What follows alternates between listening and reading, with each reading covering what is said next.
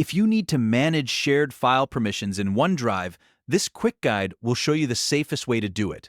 Whether you want to stop someone from editing a file, give them view-only access, or completely replace an old sharing link, this process helps you stay in control of what others can do with your files. And before we jump in, if this tutorial helps you out, make sure to hit that like button and subscribe for more simple tech guides just like this.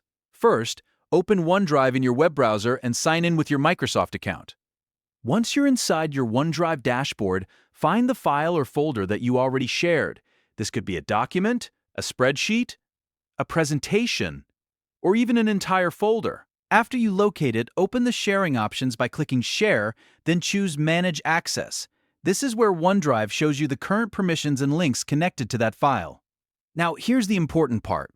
If you want to change the permission level, you usually can't directly edit the existing sharing link the way you might expect.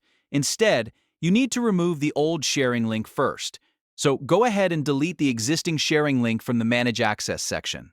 This removes the current permission setup tied to that link. Once that's done, click Share again. Now you can create a brand new link with the permission you actually want.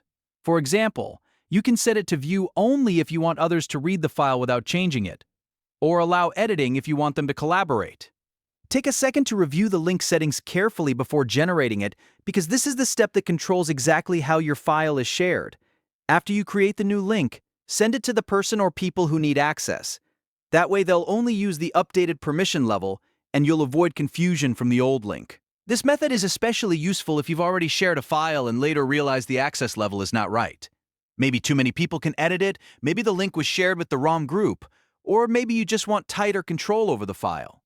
By deleting the old link and creating a new one, you can reset the sharing permissions cleanly and confidently.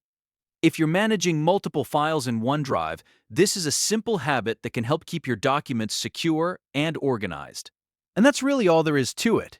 You've now learned how to manage shared file permissions in OneDrive by checking Access, removing the old link, and creating a new one with the correct settings. If this video was helpful, don't forget to like, subscribe, and turn on notifications so you don't miss the next tutorial. Thanks for watching, and I'll see you in the next one.